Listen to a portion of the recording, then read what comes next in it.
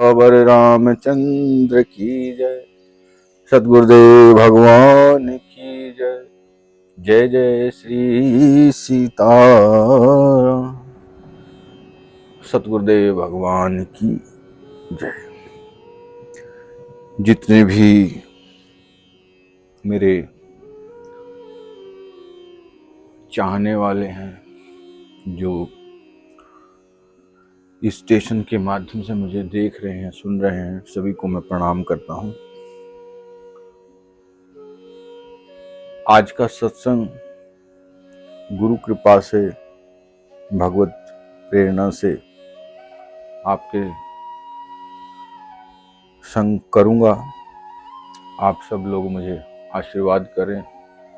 जितने भी साधक हैं जो इस मार्ग में हैं, सभी को दंडवत प्रणाम है। और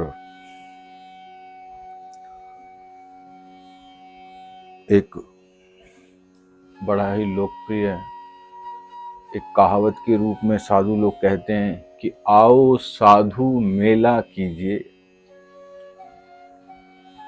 थोड़ा हो तो हमसे लीजिए, और ज्यादा हो तो हमको दीजिए, और पूरा हो तो भर भर पीजिए। तो जब साधु मिलते हैं तो जिसके पास कुछ कमी रहती है तो वो एक दूसरे के संग मिल बांट करके उस ज्ञान को, उस रस को पान करते हैं। और यदि दोनों ही भरे हुए होते हैं तो वो पूरे उस आनंद में, उस समंदर में डूब जाते हैं। ऐसा मैंने साधुओं के श्रीमुख से सुना है।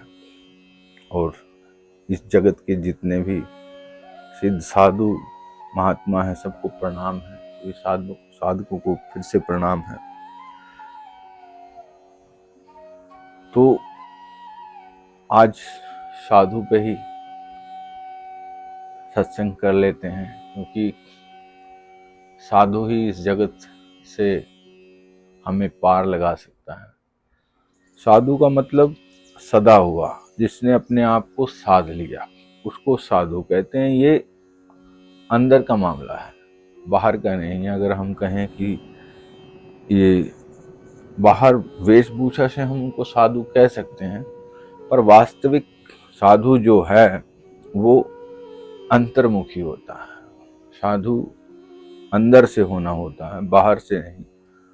मेरे जैसे तो बाहर से दिखावा बहुत सारे ऐसे मिल जाएंगे कि दिखावटी, लेकिन साधु का वास्तविक अर्थ अंतर्मुखी होता है। हाँ, स्वरूप लक्षण दिखते हैं कि हाँ ये साधु हैं ऐसा नहीं है, पर भीतर से सच्चा साधु होता है। तो साधु ऐसा चाहिए जैसे सूप सुहाए, और सार सार को गहले, और थोथा दे उड़ाए।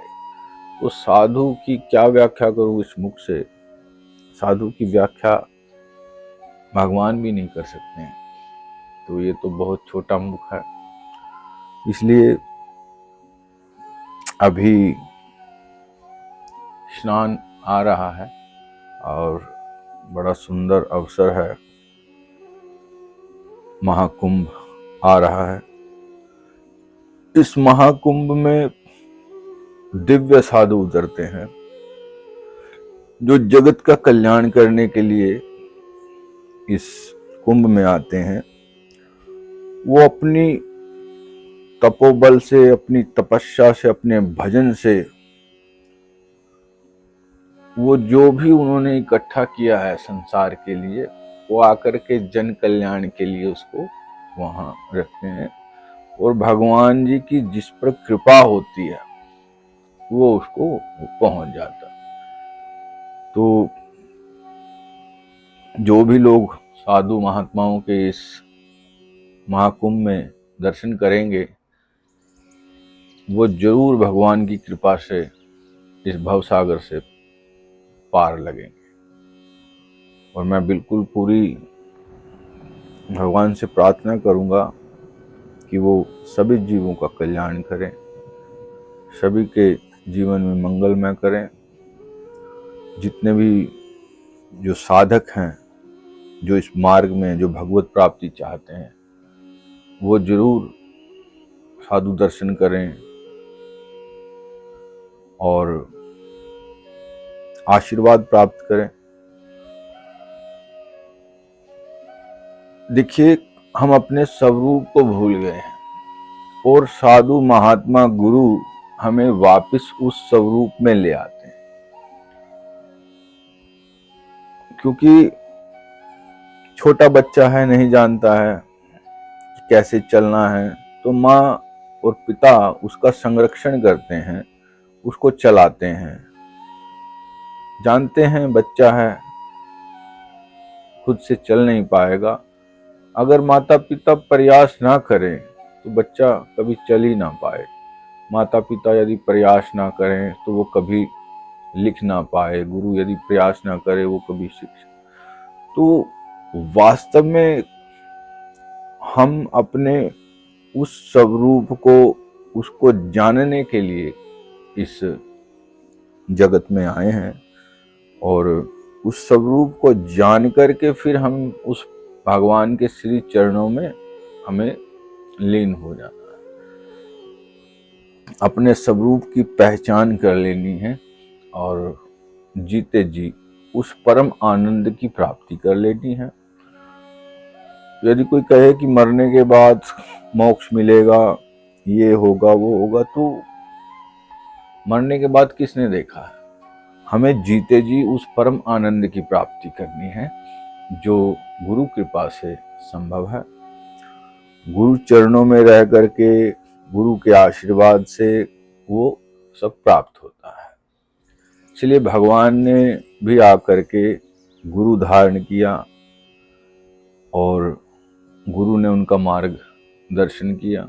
ये एक मानव लीला है भगवान की, और क्योंकि वो जन कल्याण के लिए, लोक संरक्षण के लिए, लोगों के समाज में जो विकास, जो किसी भी रूप से उसका उत्थान हो, तो उसको समझाने के लिए वो ऐसा युग युग में करते हैं।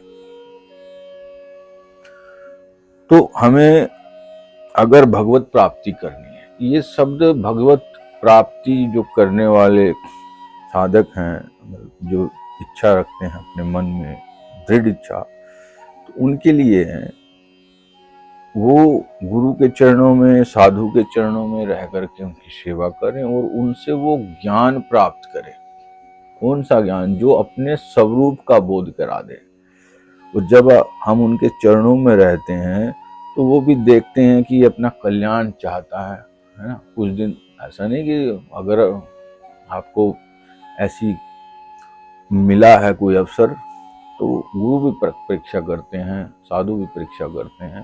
साधु देखते हैं कि जा पानी भर के ला, जा ये मेरे कपड़े। तो यदि कोई ऐसे ही रहेगा तो वो थोड़े दिन में कहेगा कि छोड़ो, क्या हमें भगवत प्राप्ति होगी, तो वो उसमें दोष दृष्टि देखने लगता है। लेकिन जो सच्चा भक्त है, जो सच्चा, वो पानी भी भर के लाएगा, साधु के कपड़े भी साफ करेगा, गुरु की सेवा भी करेगा, वो हर वो कार्य करता है क्योंकि वो जानता है कि यहीं से जो है स्रोत उस ज्ञान का मेरे लिए फूटेगा, वो आशीर्वाद, वो कृपा यहीं से प्राप्त होगी। तो इसके लिए वो हर वो संभव कोशिश करता है। और एक दिन कृपा करके गुरु उस पर कृपा करके उसको वो दे देते हैं जिसके लिए वो इतने जन्म जन्मांतर से भटक रहा है।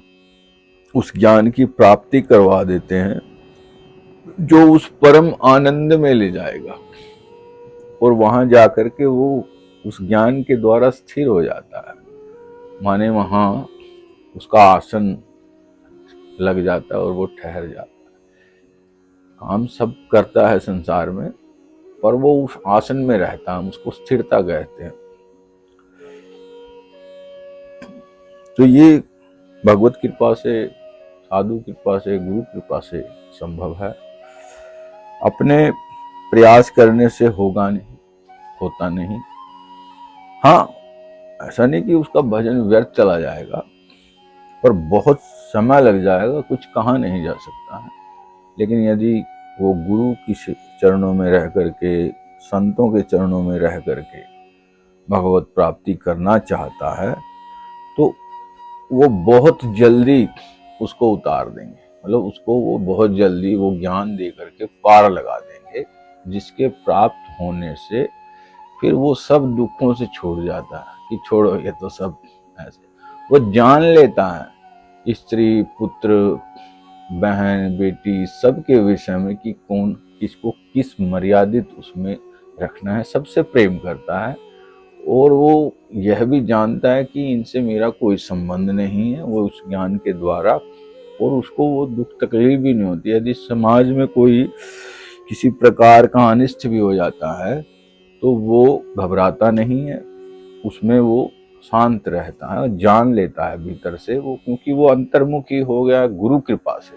इसलिए वो सब कुछ देखता हुआ कि हाँ ये हो रहा है, तो वो समाज के तौर तरीकों में ऐसा नहीं कि वो भाग नहीं लेता है, लेकिन भीतर से वो एकांत महसूस करता है और सम रहता है। तो संसार के सभी कार्य करते हुए वो उस परम गति को प्राप्त होता है, उस आनंद के समंदर में वो गोते लगाता है। तो ये भगवत कृपा से, गुरु कृपा से ही संभव है। और मेरे पास शब्द नहीं है, मैं कैसे और कहाँ से शुरू करूं, क्योंकि यह अथाह समंदर है।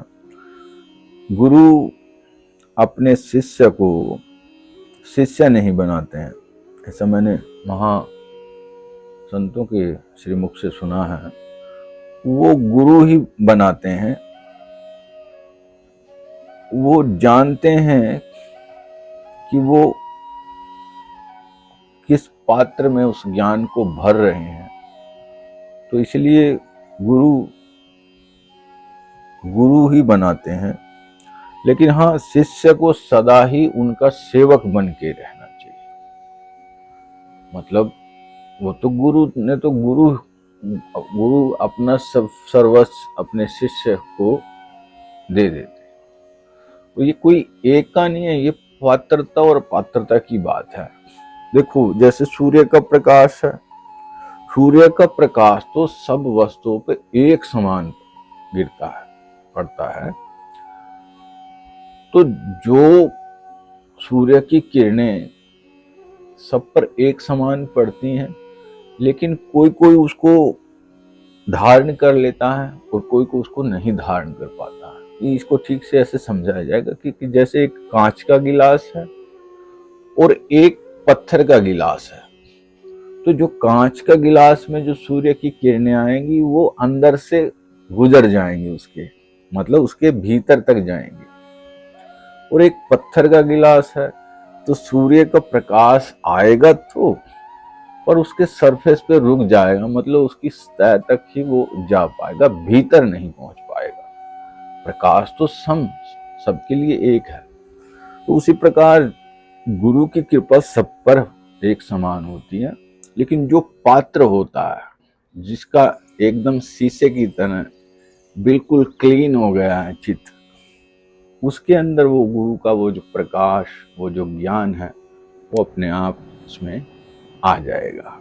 उसमें कोई प्रयास या कुछ करने की ना, उस स्वतः ही उसके अंदर जैसे जैसे उसका आवरण हटता जाएगा, वैसे वैसे गुरु का प्रकाश जो है वो सूर्य की किरण की तरह उसके भीतर मतलब बढ़ता जाएगा।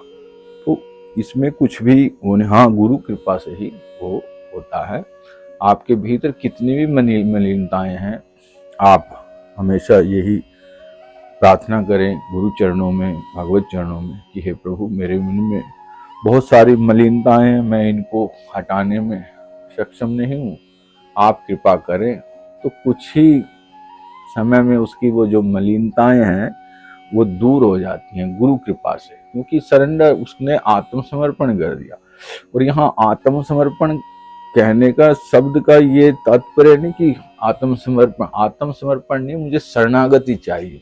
आत्मसमर्पण एक कहने में आ जाता है। आत्मसमर्पण पे यदि बात करूं तो आत्मसमर्पण कर दिया हमने, जैसे किसी के पीछे कोई पुलिस लगी है तो उसने क्या किया, सरेंडर कर दिया, आत्मसमर्पण हो गया, है ना।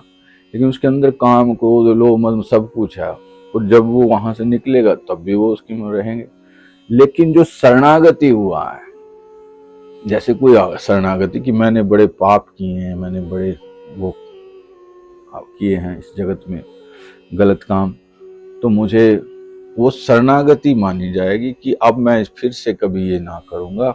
और वो भगवान के गुरु के शरणागति हो जाता है तो उसके वो सारी जो मलिनताएं उसके अंदर भरी होती हैं गुरु की कृपा से, और फिर वो अपने आप हट लगती है, क्योंकि गुरु भी जान लेते हैं कि अब ये इसका समय आ गया है, अब इसको मतलब इसका मार्गदर्शन करना है, इसको सुध आ गई है उस ब्रह्म को प्राप्त करने की। तो गुरु उस पर कृपा करते हैं और उसको उस मार्ग में प्रशस्त करते हैं कि चलो आगे बढ़ो। तो आज का सत्संग यहीं पे विराम देंगे, और आप लोग बताइएगा, और जरा आप कहिए। हाँ, मैंने एक बनाया है ताकि आप लोगों से रूबरू, मेरा कोई इससे कुछ किसी प्रकार का